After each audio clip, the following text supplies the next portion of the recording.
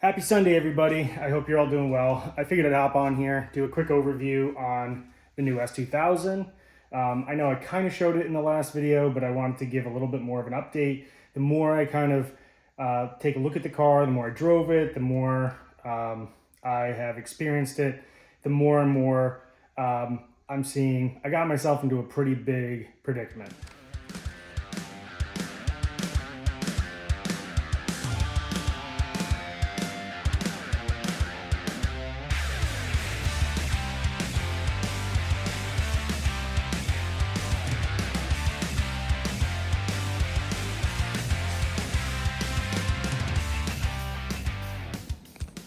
Now, if you didn't watch the first video, I can tell you this. The car is pretty much how I got it. There's a few things that I did since the first video even, but there was a couple of issues that needed my immediate attention, one of which was a fuel leak that was right here on the fuel rail. This piece has two crush washers and both of them were crushed to heck and reused. So when you go to reuse a crush washer, if it was torqued down to spec, a lot of times you can reuse it.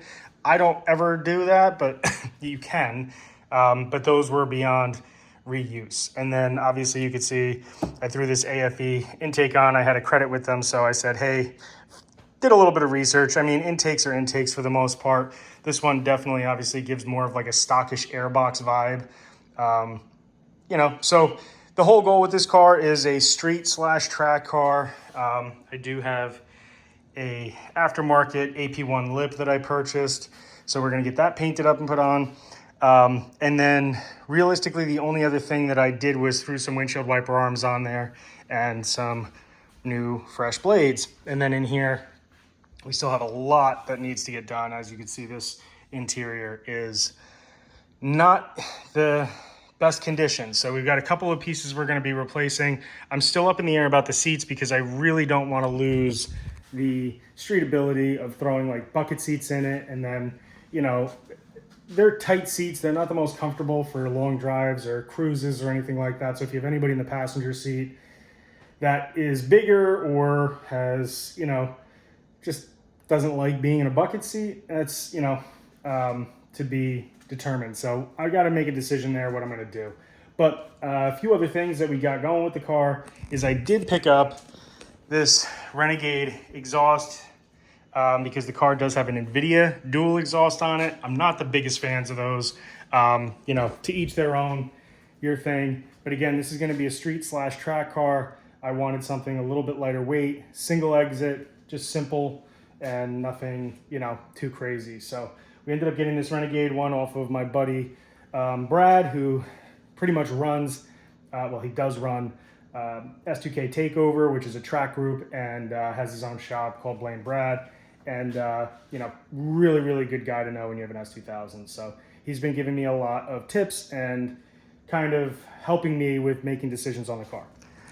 So something that does need to be addressed immediately is going to be the brakes. Those need to be addressed right away. You can also see this car has snow tires in the front.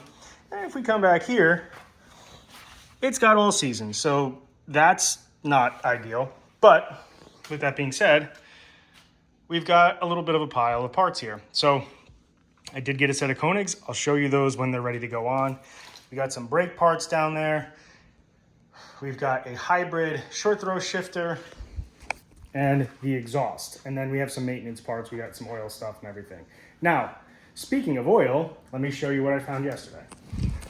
What I discovered in my travels when I was actually just messing around with the lip was there is a little oil puddle under the car. And I did notice that there is oil leaking from the oil filter, and that's more than likely because of the sandwich plate for the Mishimoto oil cooler. Now, I'm not blaming that sandwich plate. It does look like that it's coming from one of the sensors, which is for a oil pressure gauge that he had on there. He never actually put the gauges in. He had it somewhat wired, and I'm not keeping that stuff. I'm going to have that all taken out, and then we're going to probably go a different direction with, that sort of thing in the future. But so I did notice it was leaking oil. It wasn't leaking previously, so I don't know what caused that, but it's leaking now. Maybe because it was sitting for a little while, who knows. But as most of you know that are S2000 people, the F-Series does have some oiling issues, so you definitely don't want them to run low on oil. They're very notorious for spinning a bearing, which this already has, and it's been built. I'm not 100% sure if this was built. I did know that, see, pictures and a video of this motor being taken out of the car. Was it just refreshed with stock OEM stuff? The previous owner did tell me that it has inline pro rods and pistons. That's a possibility. Oh, and then it's also a sleeved block.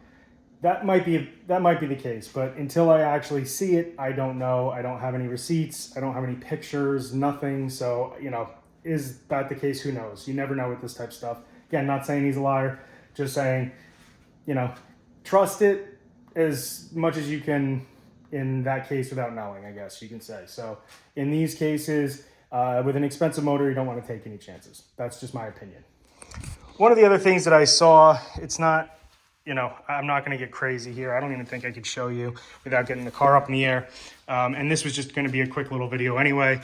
The suspension components they're not in good shape. Let's put it that way. So I was kind of hoping some of the OEM stuff would be in good shape so we could do this in a little bit more of a slow fashion. I'm not going to go crazy. We're not going like full spherical. We're not going and getting the WiseFab, full front and back as of right now. Maybe in the future, but I want to replace a lot of this stuff with OEM stuff if I can, or OEM Plus, whatever the case is, with some newer bushings and that sort of stuff.